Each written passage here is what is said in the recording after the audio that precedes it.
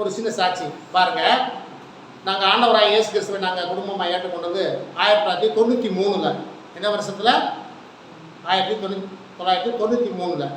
அப்போ எங்கள்கிட்ட வந்து சொந்த சைக்கிள் கூட எங்களுக்கு இல்லை, வாடகை சைக்கிள் தான். அப்போ நாங்கள் எங்கேருந்து கர்த்தரை ஆராதிக்க எங்கே போகணும் தெரியுமா? பாரதிபுரத்துலேருந்து பாலகிருஷ்ணாபுரம் போகணும்.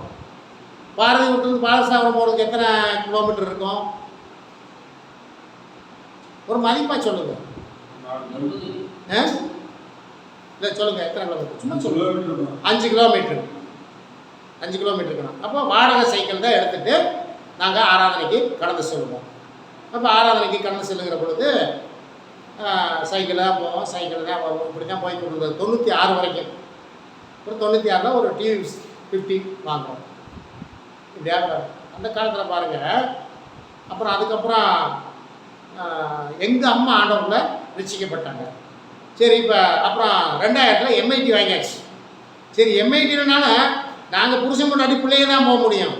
இப்போ எங்கள் அம்மாவை ஆராதனை கூட்டிகிட்டு போக முடியுமா? கூட்டிகிட்டு போக முடியுமா? என்ன செய்யறது அப்புறம்? இல்லை, கார் வாங்கினோம்னா எங்கள் அம்மா இறந்ததுக்கப்புறம் தான் வாங்கினோம். எங்கள் அம்மா இறந்ததுக்கப்புறம் தான் வாங்கினோம். அப்போ என்ன செய்வேன் தெரியுமா? முதல்ல கொண்டு எங்கள் அம்மாவை விட்டு வந்துடுவேன். முதல்ல கொண்டு போய் எங்கள் அம்மாவை விட்டு வந்துடுவேன். அப்போ எங்கள் வீட்டுக்காரமாக பிள்ளைகளோடு நடந்து வந்துக்கிட்டு இருப்பாங்க. திருப்பி வந்து கூட்டிகிட்டு போவேன். திருப்பி அதே மாதிரி ஆராதனை முடிஞ்சுன்னு எங்கள் அம்மாவை கொண்டாந்து வீட்டில் விட்டுட்டு இவங்க நடந்து வந்துக்கிட்டு இருப்பாங்க. உங்களை போய் கூப்பிடுவோம். இது ரொம்ப நாள் இப்படி தான் இருந்துச்சு. அப்போ ஏன் அதை செஞ்சோம் தெரியுமா? ஏன் இதை உங்களுக்கு நான் சொல்கிறேன் தெரியுமா? நீங்கள் புரிஞ்சுக்கணும். நம்முடைய வீட்டார் ரட்சிக்கப்படணுங்கிறதுல அக்கறையோடு இருங்க. கர்த்தருடைய பிள்ளைய நமக்கு பலவீனம் இருக்கும், அசதி இருக்கும், இதெல்லாம் நம்ம யோசிப்போம். அப்போ நம்முடைய குடும்பத்தார், தாய் தகப்பன் ரட்சிக்கப்படணும், உடன் பிறந்தவர் ரட்சிக்கப்படணும், நம்ம அக்கறை காணிக்கணும்.